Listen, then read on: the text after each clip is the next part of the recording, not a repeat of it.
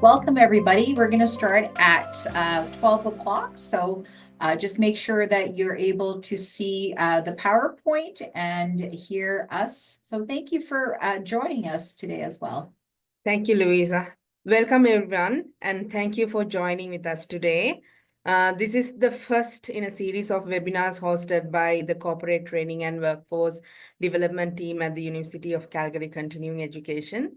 Before we start with today's webinar, let's take a moment to acknowledge the land we gather. The University of Calgary is located in the heart of Southern Alberta. We acknowledge and pay tribute to the traditional territories of the peoples of Treaty 7, which include the Blackfoot Confederacy, comprised of the Siksika and Piikani and the Kainai First Nations, the Tsuut'ina First Nation, and the Stoney Nakoda, including Chiniki, Bearspaw, and Goodstoney First Nations.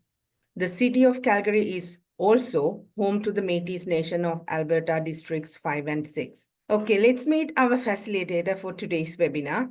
Most of you may already have seen her bio in the event registration page. Nadine, our leadership guru, has a master's degree in adult education. She's a certified professional coach and an experienced executive coach. She is also a pro at change management and a wizard when it comes to negotiations. She's helped a lot of leaders from companies like Nestle, RBC, Shell, and Deloitte to build amazing teams and develop strong leaders. We are truly fortunate to have Nadine with us today. Let's not waste any more time and dive into the wisdom that she has to share. Over to you, Nadine.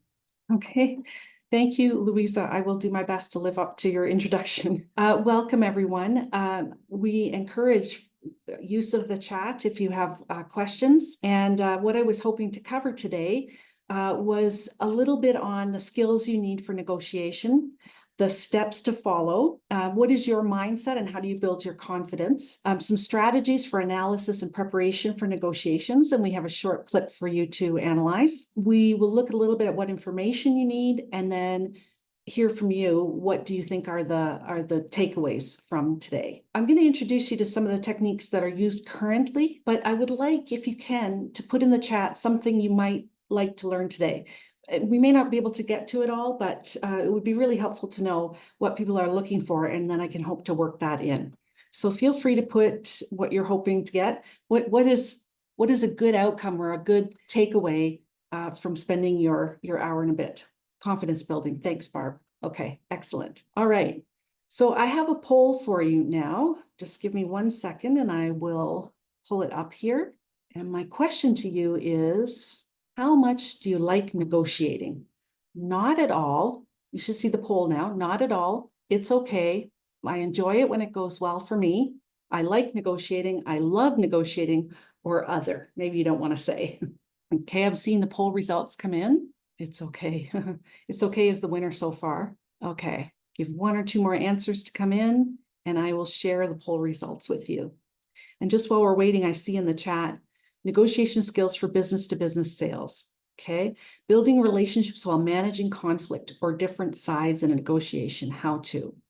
Okay, thank you for those. All right, I'm going to end the poll here and share the results with you. So what do you notice here? There's, only a few, 6% love negotiating, 17% like it, 26% like it when it goes well for them, and the it's okay and not at all are actually in the majority there. 40, almost 50%. So why is that? Why don't we like negotiating? So put some things in the chat. Why do you think people don't like it? What do you not like about negotiating? Confidence may be one thing. I know I've seen that in the chat. Strategies on how to manage difficult stakeholders. Objections. I don't know how. The tension. Yes. Conflict. Because you might lose something. It's awkward. A great mnemonic to remember before approaching a time of negotiation. Okay. It's awkward, unpredictable, know your end goal, tension and stress, lack of preparation, misunderstanding. All of those things, yes, we experience. Being okay with the results. Yeah, there's a little bit of criticism, no matter what outcome you get from people who weren't in the room, I've noticed. Differences, unexpected temperament of other person, unreceptiveness. Yeah, so those are all the reasons we don't like negotiating. different expectations. Now, let's ask a question here. I have another poll for you. Just one second. So my question to you is, how much training have you had in negotiating? Now, remember, this one is anonymous. And let's just see what our rates are here. And then I have a follow-up question for you. So far, lots of people entering their answers. Thank you. This is great. Yeah, it's looking like a few more results coming in. Okay, so I'm just going to end the poll here. Oh, wait, we have almost 100%. Okay, I'm going to share the results. So what do you think of that? None at all. Some reading on my own. So none at all is the clear winner at 43%. And it's like 69%, almost 70% have had no formal training. Reading helps, definitely. Okay, so let me show you why I asked you that question. So how much training do you think the other side has had? Put your thoughts in the chat. How much training do you think the other side has had? I see similar or none, probably the same, very little, more than me, probably very little. You know, you'd be surprised how few people actually have training in negotiation. And so if you're doing a retail negotiation, like your house or your car, you know, it's possible the professional you're dealing with has had some training, but then again, maybe not. Sometimes the banks don't even train their lenders on negotiating. So what that means is we may automatically go in with an assumption that the other side has more training, and maybe they don't. And it's also a really worthwhile skill. I was challenged to take this course by my boss and mentor, and I was helping him with the course, actually designing it and putting it together. And he said, you know, you should give some thought to thinking about facilitating this course. And I said, oh, I'm a terrible negotiator. Why would I do that? And he said, don't you think it's a skill that could be learned, that you could get better at it? So I took the course and I found out, wow, you know, even the little things that you pick up the first time you take a training course can really help you in future negotiations. And I'm an independent consultant and I have to negotiate for everything. And it does get easier with practice and with time. So let me share with you some of the things I've learned over time in terms of dealing with negotiation. Many of us don't like negotiation because of the concept of power, that someone's going to take something away from me, or they're going to be difficult, or they're going to pull rank, or whatever is going to happen. And I would suggest that that's more of an old school definition of power. When I was doing a course in political science, I was taught that power was the ability to make someone do what he or she would not otherwise have done. And this is like a teacher can tell a student to sit down, a police officer can give a ticket. That's legitimate authority. But it's also, there's kind of a myth around negotiating that you have to be a really tough person and just kind of push everyone into agreeing. And I would argue now we know so much more about the more current view on negotiating, which is the ability to get what you need. When I say this term interests, we use it specifically in negotiation. It's the ability to get what you need out of this negotiation, or maybe the ability to leave the negotiation. So what are the sources of power? So if confidence is an issue, or you have a difficult party to deal with, check the power levels.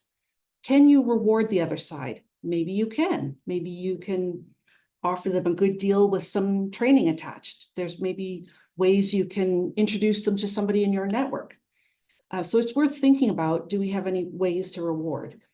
People who can reward are people like your boss, can give you interesting projects to work on. Parents can reward children. And research has shown that reward is the most powerful form of power, because if we're getting rewarded, we want more of that. And so we stay in the arrangement. Legitimacy, that's what I mentioned earlier, is who has the legitimate authority. What is your reputation? You know, they say that your reputation is in the room, even if you're not. So a good reputation to have as a negotiator is prepared and win-win mindset, cooperative. I have something in the chat here. Depending on the environment, business, some, but not thinking win-win, but rather win for me. Yes, we're absolutely going to talk about that. Your expertise or skill, if you're a subject matter expert, that can give you power in a negotiation, but it can also be your negotiating skill. So that's something to consider. You know, if you feel like there's areas where you'd like to improve your negotiating, absolutely do more reading, get some training, hire a coach, a negotiation coach.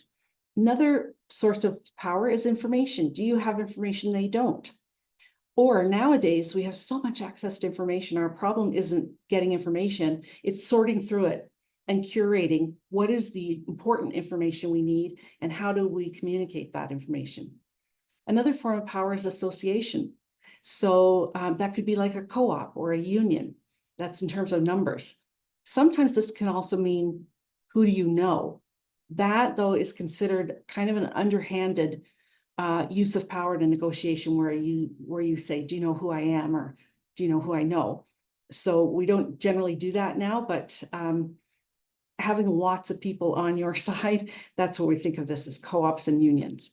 But if you have none of these, if you have no other power, you can always increase your preparation and your influence over the process. In other words, how the negotiation itself goes. So is it going to be respectful? Is it going to be that we're prepared? Are we going to take our time to think through some options and try to, come to an agreement that works really well for both of us? That's your influence over the process. Sometimes people try to influence the process in a negative way. They want to rush you. They want to, you to buy what they want to sell you, those kinds of things. But knowing that also gives you more power, being able to see that happen. I'll give you an example of where influence over the process made a difference. Went to buy a car with my husband, who did careful research.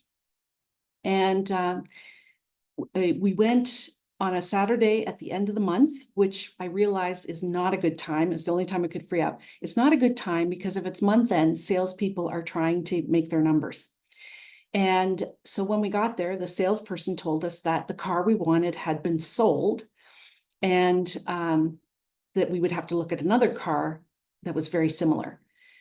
So we did look at the other car. We were almost ready to buy it. But one of the things I've learned is most people need to take a moment to really think it through and think, okay, is this my only option? Is this a good option for me still? It's changed since I came into the negotiations, so maybe I should ask that question. So we went for a food break, which is another really good thing to do. Never a good idea to negotiate on an empty stomach. And as we're on our food break, we thought about, that's funny that when we left the house, the car wasn't for sale, but when we got here 20 minutes later, it's gone.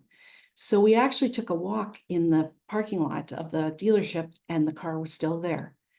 So for some reason, the sales lady didn't want to sell it to us. And I think it's probably because she was told to get some other car off the lot or whatever. And of course, the second car was a little pricier. So knowing that and being able to slow down that process and take a moment to think, we decided that we were not going to buy that car because we didn't like the idea that we'd actually been lied to. So we went and got the car at a different dealership, and we're very happy. So that's an example of where, you think you have no power against, a cable company or the real estate agent or the car dealership, but actually you may. They're assuming you have no training. And as of now, you're going to have a little bit more than maybe even what they have. So part of the reason that power can be frustrating to us is because maybe we're not sure how we are trying to settle our negotiation. So if we start at the bottom of this triangle, what's in my best interest and what's in your best interest? Really, it's in my best interest to get a car I'm happy with, that's reliable, and to have a good relationship with a dealer that I trust. It is in the dealer's best interest to have a good relationship with a customer that's going to come back over and over again and get their car serviced and so on. That kind of a deal lasts the longest because it works for you and it works for me. It's not surprising, though. A lot of times people don't know what's in their best interests. So they'll say, I want to give you $20,000 for that car. But they're not really sure why they're setting that price. They just think they're supposed to be tough in the negotiation. But then that may move you to this rights negotiation. Is that the right price for that car? You can argue back and forth. It's this or it's that. It's right or it's wrong. The problem with right-wrong negotiating is that somebody wins and somebody loses, which if you want to have an ongoing relationship is not conducive. This may only work if you're going to do a one-time negotiation. In one of my classes, I had a car dealer who actually said that, you know, he would just continue to press someone until they bought the car. And he was very proud of how tough he was. And then one of the people in the class asked him, does anyone ever come back? Do you have any repeat customers? And he had no answer for that. So something to think about when you're looking at the relationship. And in business, you know, if we cannot reach an agreement, usually it goes up a level. So maybe it goes to the VP level or whatever. Does a VP have the power to make a decision? Yes, they do. Is it going to make everyone happy? Not necessarily. So again, that's why we hope to settle most of our disputes or negotiations at the interest-based level. So does that make sense so far? Any questions? Feel free to put something in the chat or unmute if you feel brave. Okay, and it's not speak now or forever hold your peace. I'll keep monitoring the chat. Okay, so how do we achieve a balanced approach? Unfortunately, Hollywood has made it sound like negotiators all have to be aggressive and tough and have, you know, and depending if it's a Hollywood movie, it seems to always end in a gunfight or a fist fight. But actually, in the majority of negotiations that people like us do at work, at home, in our volunteer lives, at school, we sometimes are having what feels more like a conversation if it's someone we know and the negotiation works for us and it works for you. So for example, I need the window open in the office, you need it closed. If we have a good working relationship, we can easily negotiate that we switch places or that one of us gets a sweater or whatever. There's lots of solutions to that. But if we don't have a good relationship and we try to push our outcome, the outcome that we want, then that's when we start to get into trouble. So does emotional intelligence matter in negotiating? Absolutely. You'd be surprised at how much emotional factors matter in negotiating. For example, we find that virtual negotiations take longer than in-person negotiation, and we're not as happy with the outcome of virtual negotiations, even if the numbers are the same. And part of that has to do with trust and relationships and how much body language we can see. So we find that the negotiator that's more likable can actually get better outcomes because they're easier to deal with. It seems common sense, and yet in the world of negotiating, it's something we have to think about. I think we've been for years seen this, you know, you have to be really tough. And sometimes you do have to be very firm about what you need out of the negotiation, but it's not about being aggressive. It's more about being assertive. So what traits are problematic for negotiators? Complaining is problematic. So opening a negotiation with a complaint about the room or the food or whatever usually sets a very poor tone. Any kind of manipulation. So as I mentioned to you in that negotiation I told you about at the beginning, anything you try to do that is manipulative, and if people find out now or later, it produces a backlash. So you know, we will never go to that dealership again. And I don't know how many of you are in customer service, but 9 out of 10 people will tell another 9 or 10 people if they're unhappy with a business. And somebody like me may end up telling a couple hundred every year. So interesting, I don't know if people knew this, cooperative or win-win negotiators are successful 59% of the time, while adversarial competitive negotiators are successful in only 9% of their negotiations. So for those of you that were looking for a win-win and you're not seeing it on the other side, keep this in mind. Ideally, we don't want to be in that kind of a negotiation. Sometimes we have no choice, but I'm going to suggest a few things to do ahead of time so you don't find yourself in that situation. So preparing for a negotiation, get as much key objective information ahead of time as you can. Market value, costs, efficiency. This applies in business-to-business negotiations as well. The key difference I find in business-to-business is that you're often negotiating in a team environment, and they are as well. So that makes it more complex, and it also means you can't do necessarily what you would have wanted to do. So the guidance for people negotiating in teams is never surprise your teammates in the room. Always call a break and talk to them first, and keep your stakeholders, your boss or whoever that is, keep them well informed of what's going on. Make sure they're not surprised by anything. So these are some of the pieces of information you can gather ahead of time. Even if you're looking at a salary negotiation, you want to look at market value for your skill set. There's a lot more of that information available now. You just ask Bing and Chat GPT, and AI will come up with a summary for you. If you're going to use AI, ask for references and check the references. Otherwise, it may make things up. So, okay. So to feel more confident, what you can influence is your mindset, your skills, which you can improve or at least be fully aware of what your strengths are. And the benefit of being in a team environment is you may not be good at one thing, but your teammates might be great. So maybe you're good at the relationships and your teammate is a math whiz. That's a great matchup. Your preparation, looking at that information that I talked to you about earlier, and also thinking about what information would be useful to them. Should you know that as well, if possible? You may not know everything about what they need, but the more you can think about ahead of time, the more confident you'll be in the room. Practice. I've absolutely practiced myself. I've practiced with other people. A good beginning goes a long way. And what I often find is very helpful is a friendly greeting and a good open-ended question. Something like, what is the most important thing to you in this negotiation? What would a good outcome look like for you? Something like that. And I have a few suggestions. So practicing is really important because our brain triggers anxiety when we're doing things we're not familiar with.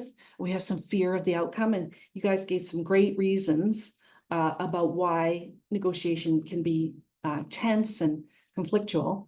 So our brain wants to protect us from that. That's why we don't want to do it. But practicing helps your brain get more familiar with what it is you're going to do. And it just makes it easier because it comes to you more quickly when you're actually in the room. So a quick check before going in. What is my mindset? What is the optimal mindset? So let's say I'm feeling reluctant. I'm dragging my feet. This is not where I want to be. But is this the optimal mindset to go into this negotiation? What would be the optimal mindset? Maybe it would be open, it would be curious, it would be prepared, it would be, clear on what my own interests are and willing to consider what their interests are. So what do I need to move myself to that mindset? Maybe I need a walk. Maybe I need some practice. Maybe I need to call a friend. There might be some things I need to do. Maybe I need to do a dry run with my team or work through it with my boss. So there are the factors to prepare, but here's actually some steps to follow in a negotiation. And if you think this through with reference to a negotiation that you've been through recently or as long ago as you can remember, you probably have done these very steps. And that's how we got this model. My partner and I, we interviewed our clients, we watched the progress of their negotiations, and we found that they generally followed steps like this, clarified what they were interested in, made a plan for how they were going to, especially with business to business, you probably would have several meetings, depending how complex the negotiations. And then we hopefully create some good options to choose from. And then we agree on a couple of options and we implement an agreement. Sounds simple, right? Well, you might have to cycle back a couple times. And the real leverage here is taking some time to clarify, what do we really need? Remembering our earlier statistic that many people will not have had negotiating training. And I mentioned to you, particularly if they don't have training, they may not know what they need most from the negotiation. You have to clarify that maybe for the other side as well. So for example, one of my clients had a really good employee show up in his office, seeming annoyed and wanting a 2 pay grade raise. Now, I don't know how it is at your companies, you can put in the chat, but 2 pay grade raise in this particular organization had to go to the CEO. So the manager wanted to just say, no, that's crazy. We can't do a 2 pay grade raise. On these economic times, what are you thinking? But why is somebody asking for 2 pay grades when they clearly know that that's not the process? What else could be motivating someone to ask for a raise? So is it the money? Maybe. What else? So I'm going to challenge you to put in the chat, what else could be motivating someone to ask for a raise? What are some other things? Maybe they don't feel valued, recognition, workload, unhappy with job, workload, perceived unfairness with another colleague. They have been headhunted by another company. Yeah, change in life situations, overwhelmed, underappreciated. You know, yes, you're all correct in a way. The role had changed and there was a much higher administrative component, which meant this person had to stay late and they couldn't get home till late, which meant that the spouse couldn't go to work. And so they were unhappy both at home and at work because of the change made by the organization and didn't really know how to express that. And this is how it came out. Yes, they could be considering another role. That sometimes happens, but it was really more the recognition, workload, and feeling overwhelmed. Realizing that they are the need of the company. Yes, just ask them why it's important to them. Absolutely. Yeah, it seems basic, but a lot of times people don't. So spending a little bit more time on this clarify step is really helpful. And that's where there's some leverage. There's some magic there to figure out, oh, okay, you need that and I need this. We can make it work. A plan would be, how do we make this go efficiently? Do we meet at your office, my office? Do we meet somewhere neutral? Who do we need in the room to help us with information or capturing data or whatever is needed? And then deliberately build in a step to create some options. So I'm going to show you a couple things. Let's look a little bit at positions versus interests. These are negotiating terms. And positions are, this is the outcome I want. I want this car for $20,000. The interests are what's motivating me. Why? I need a reliable car to get to work. I only have a budget of $20,000. I don't want to spend 3 days negotiating, etc. And issues might be things I agree to, like how many miles on the car or kilometers, color of the car, whatever, right? Those are the issues. So let me give you an example from my negotiating practice, my own consulting. I had a client that I have had a great working relationship with since 2008, and every year we would recontract. And I was thinking for myself as an independent vendor, I would feel more stability if I had a 2-year contract. And my interest there is to create some certainty, but my suggestion, my position was a 2-year contract. So the issue we're working on is the length of the contract. Well, I asked my client, how would she feel about that? You know, just, I didn't put it out as I want this. I said, what would you think if we did this? And it turns out it really met an interest of hers because the procurement process at her company was really long and complicated. And she said, let's just do a 5-year agreement. That was great. That met both of our interests really well.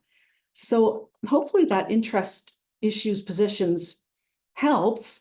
And we do, in the full day course that I do, we spend a little bit more time on this, this concept, because it's really important. Often people will state the position first. I will give you X raise. I will give you Z project, whatever it is. And we react to that. We think, yes, no, what should I do? But the why, the reasons that are motivating us sometimes don't come out. And that's where the power is, for sure. Okay, here's another term you need if you come away from a workshop. Best alternative to a negotiated agreement.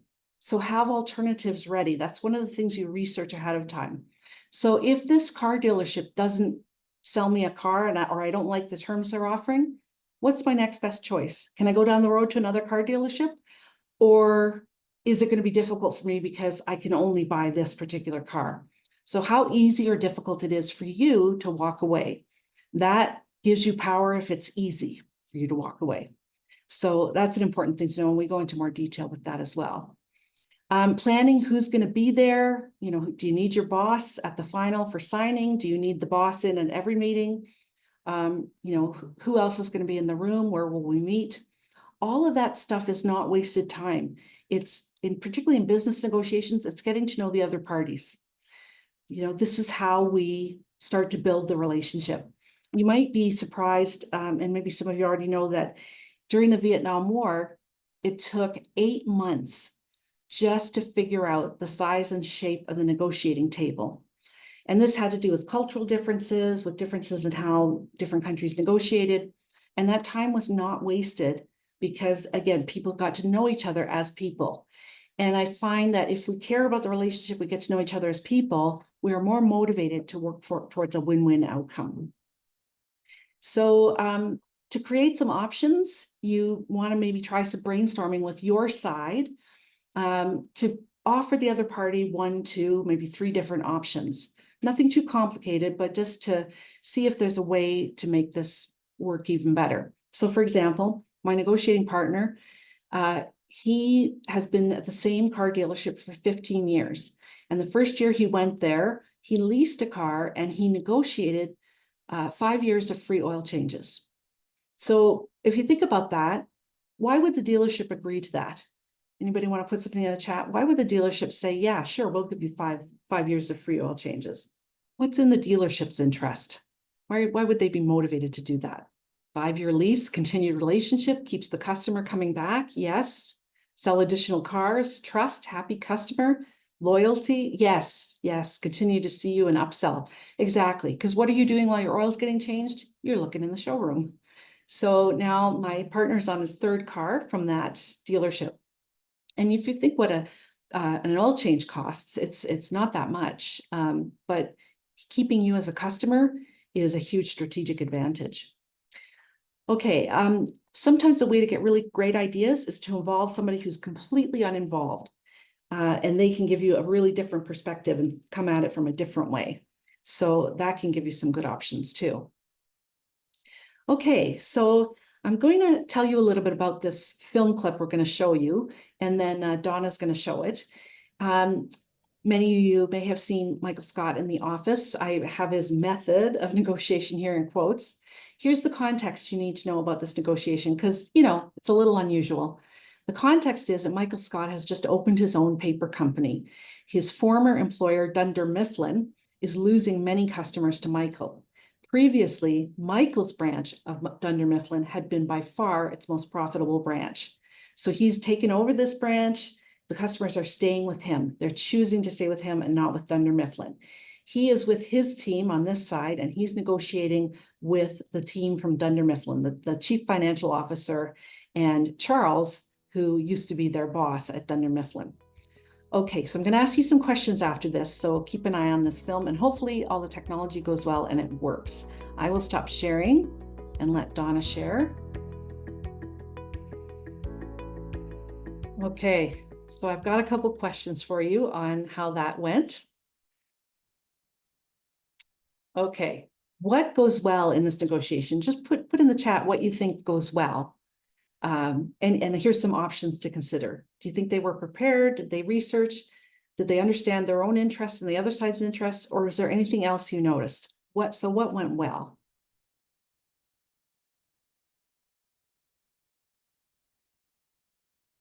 Let's see what's in the chat here. Understanding of consequences. There you go. For the other side. So he understands the consequences for the other side. He knew what the other side would be worried about. Surprise factor. Yeah, that did surprise them for sure. I wouldn't generally advise doing that because that may undermine trust. They did understand their and the other side's interests. They got what they wanted. Yes, they did. They knew how desperate the other side was. Notice the other side was using the strategy of bluffing. So let's see, research of the board meeting. Yeah. They understand their own interests. He takes the time to consult with the team. Well, he does consult with them, but he ad-libs in the room a little bit, and they say to him, discuss these things with us. Not settling for less and the consequences of losing for the other side. Sustainable, practical solution. Good point, right? Okay, so what could this team do better next time? Let me know in the chat what you think they could improve on. Oh, Michael's confidence, rejecting offers outright puts it in a position of power. Yes, absolutely. Prep with the team beforehand. Yes, that would have even increased that confident kind of presentation. Communication on their side, be on the same page. Yes. And if you are not on the same page, it's wisest to call for a break as soon as you can and not let that show. So preparation, interrupting the other party. More detailed scenarios ahead of time. Go through the situations and responses. That's Great advice, absolutely. Michael nailed his own interest, but didn't fully address what Dunder Mifflin might see as a win beyond stopping their client loss. Excellent point, Claudia, that's great, thank you. Okay, check your tone of voice, demanding versus collaborative. Yes, yeah. So although in this situation, he does get what he wants and he is fairly demanding, there is a consequence for being that demanding. So if he has an ongoing relationship with the CFO, I would suspect it's going to be challenging after this. Okay, so now unity, keeping options A and B. Yeah. Professional insults might not always land well. Correct. I've seen that not work very well. Even what someone might think is a joke can backfire if there's some tension in the room. All right, so I hope you enjoyed that small clip, which I'm happy to say didn't end in guns or anything like that. So what are the skills you really need to refine for negotiating? Absolutely figuring out how you going to listen as well as you can, even if you or especially if you actively disagree. Paraphrase to show you understand. And, you know, if that's not comfortable for you and you feel like it's too techniquey, you don't have to do that. But that shows the other side that you're hearing them, you're understanding, you're picking up the nuances. Acknowledge feelings probably doesn't go over very well in a workplace environment or a negotiation. It can be as simple though as, oh yes, that sounds frustrating. And then the person will tell you, it's not just frustrating, it's a pain in the neck. Like the example I gave with my client and their contracting process. If at all possible, when you're listening, avoid giving advice. I don't know if you noticed in the Michael Scott negotiation that the CFO said, you know, you're in debt, you're probably scared, this is the best you're going to get. So basically telling them what they should do and advising them. That can really backfire. I had a real estate agent say to me when I was selling my house, he walked around the house and you can't see my body language, but he had his hands behind his back and he was looking, and this was in quite some time ago, and he looks up and he goes, yeah, those windows are going to have to be replaced. Like he's talking to my agent, right? Not even talking to me. And he looks up the kitchen cabinets. Oh, that kitchen is so 90s, you know, that kind of thing. And I had done my homework. I knew what the house was worth. I knew we weren't pressured to sell it right then. And he was being condescending. And that to me was annoying. And if those of you that have trouble with assertiveness, sometimes if your values are violated, you can find that assertiveness pretty quickly. And so I said to my agent, I don't want to deal with him. You know, he's been talking down to me, telling me what I need to do to sell the house. He's not my agent. Anyway, it turns out I said I wouldn't sell it to him. He made me an offer that was $25,000 too low. So I just turned him down flat. I said I didn't want to negotiate with him. And my agent said, why? He'll come up. But I knew already this was not a good process. And this is how a bad process can undermine potentially a good negotiation. If you're rude to the other party, condescending, giving advice, not listening, they won't want necessarily to deal with you because there may be somebody else, another buyer who is easy to deal with and wants this house. So that's why the process is important, and the listening and how you do it can really make things go better. Having some good questions handy is really helpful. And my colleague, George Campbell, who was my boss at one time, thought of it like a diagram. You ask open-ended questions to open and clarify what it is people are needing, what's motivating them, what's most important to them. Do they have 3 things they want out of this negotiation, but one is a showstopper if they don't get it? Or do they have 3 things in this order? Or are there some nice to haves we could throw in to make it a better deal? So coming prepared with a few really good questions always helps the process of the negotiation.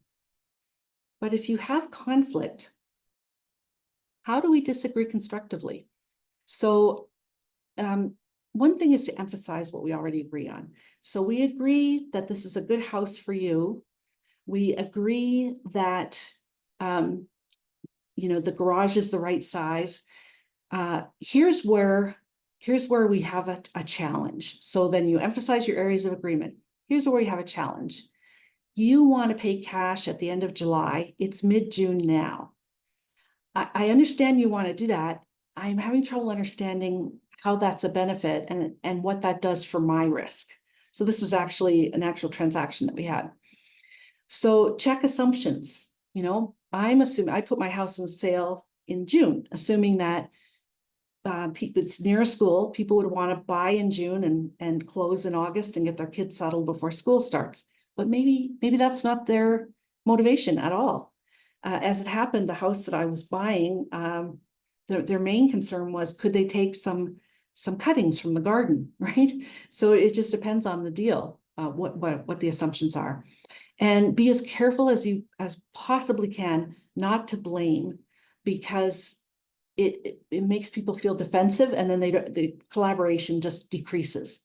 So a really important phrase to take away if you feel like there are concerns. So for example, let's say the other side came late and you're sitting there annoyed, and then you don't get an agreement.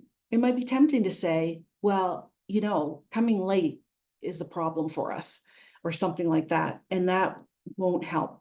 What you might say is, there are many contributing factors, and instead of blame, contributing factors. And then you can ask them, what can we do to make this negotiation go better? I have a comment in the chat here. I'm fortunate to be able to reject working with problem clients. I learned they sometimes come at a cost.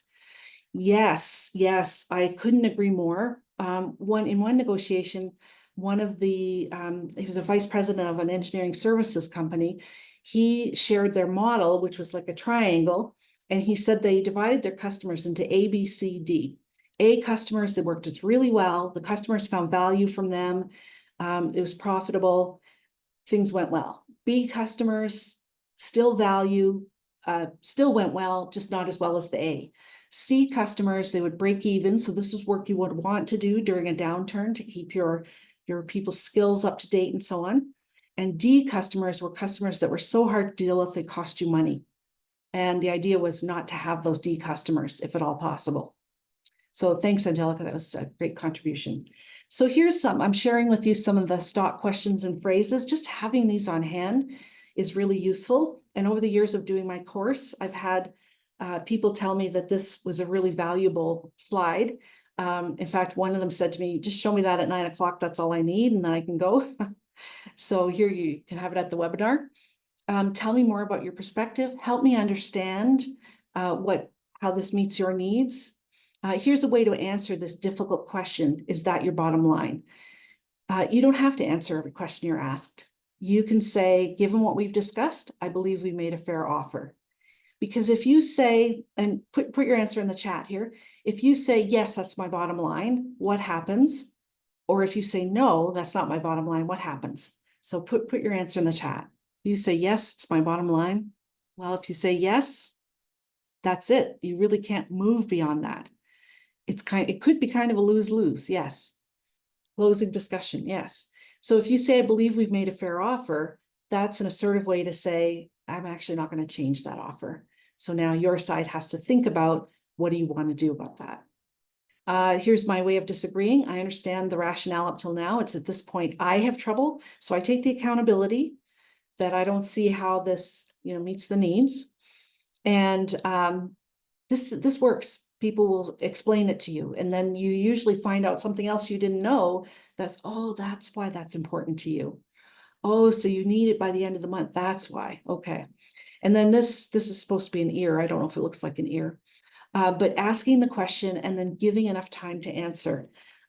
Those of you that are more extroverted, how long do you think the average extrovert gives people before they answer their own question? You can put your answer in the chat. So how long? Extrovert asks a question before they answer it themselves. 3 seconds. Yeah, it's 2 to 7 seconds. Yeah. So the coaching that I got, which really helped quality of discussion, is count to 30 in your head after you've asked a question.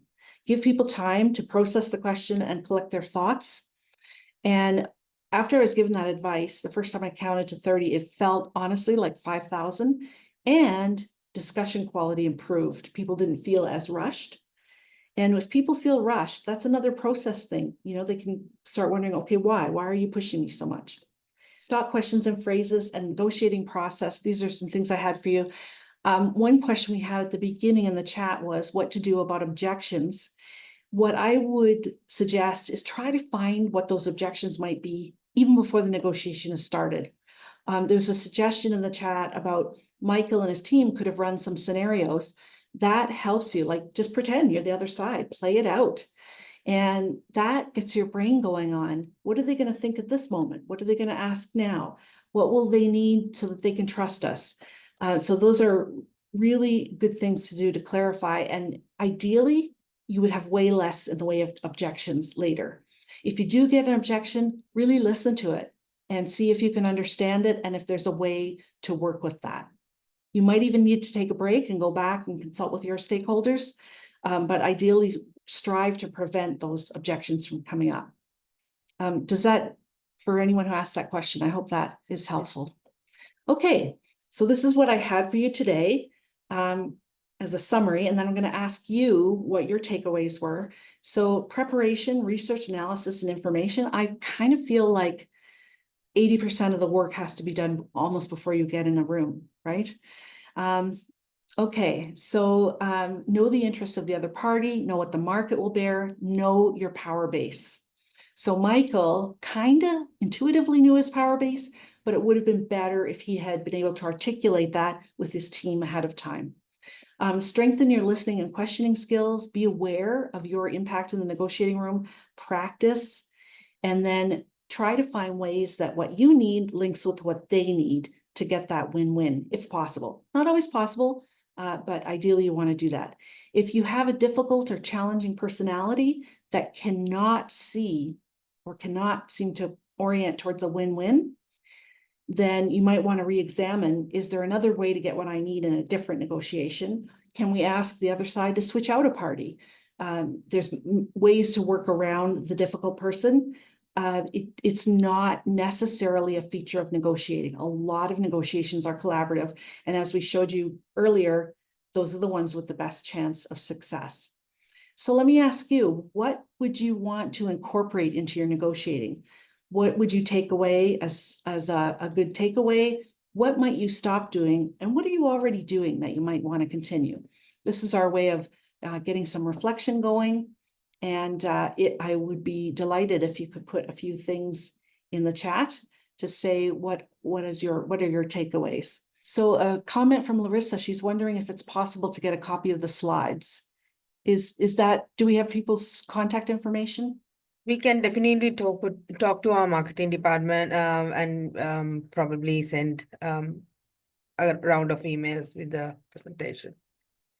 Okay, or alternatively, people can contact me. You can find me on LinkedIn. Okay, so a couple of other questions. Continue lots of preparation, more preparation, yes. Start scenario planning from the other perspective.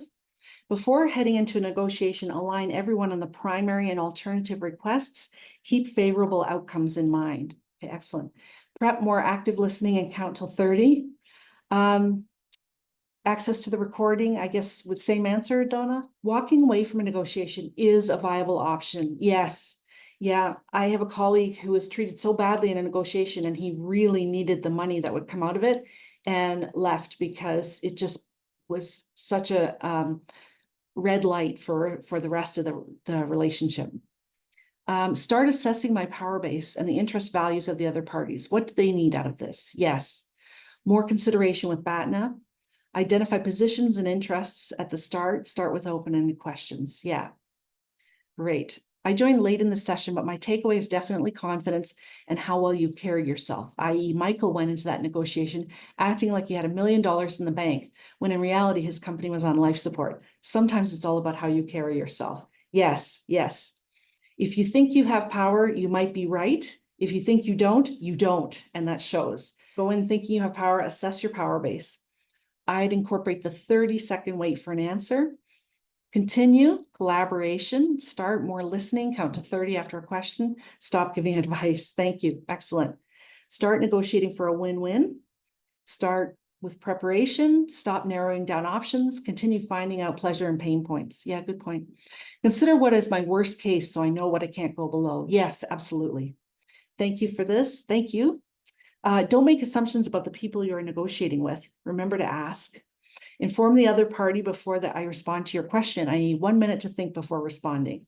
Yeah, that's a good idea, right? Because then it calms everybody down. They know what's coming next. Preparation, mindset, active listening. Stop being pushy. Thanks, Evangeline. Stop thinking the other side has more knowledge and skills. Yes, absolutely. Continue being calm and considerate. Absolutely. You know, win-win negotiation is consistent with your person. You bring your personal values to every negotiation you're in, whether it's for your employer or for yourself. And if your values are being calm and considerate, then that's important. They carry over. Collaborative focus. Thank you, Nadine. Can we have a copy of the slides? Yes. Preparation, practice, and remember to have a follow-up. Excellent point. Okay. Okay, so that's what we have for you today. The lunch hour is just about over. I will be here for a few more minutes for questions, and I do see a question here from my personal mentors. Do you want to unmute and share your question? No, maybe I misunderstood that. Okay, asking open-ended questions. I'd like to share an anecdote about how I remediated a huge mistake I made with a client. The story is too long though. Thanks, Angelica. Actually, great work, because sometimes when we make a mistake, that's the opportunity for service recovery. Okay, my personal mentors, you have your hand up again. Would you like to? Oh, you can't unmute. Nadine, because this webinar is being recorded, it is recommended that anybody would use the chat in order to ask questions. Okay. Would you be okay to use the chat then? And okay, thanks. Okay, that's great. Thank you. Okay, and for those of you that haven't left yet, here's our code to give us feedback. The next full day online course is December 6th that we will be offering. And I'm still monitoring the chat. We'll be on for a few more minutes if you have more questions, because I know it takes a little while to type things in the chat. Okay, well, thanks everyone. For those of you that have to drop off, thank you for participating. I appreciated the really lively discussion in the chat and enjoyed hearing from you. Thank you all.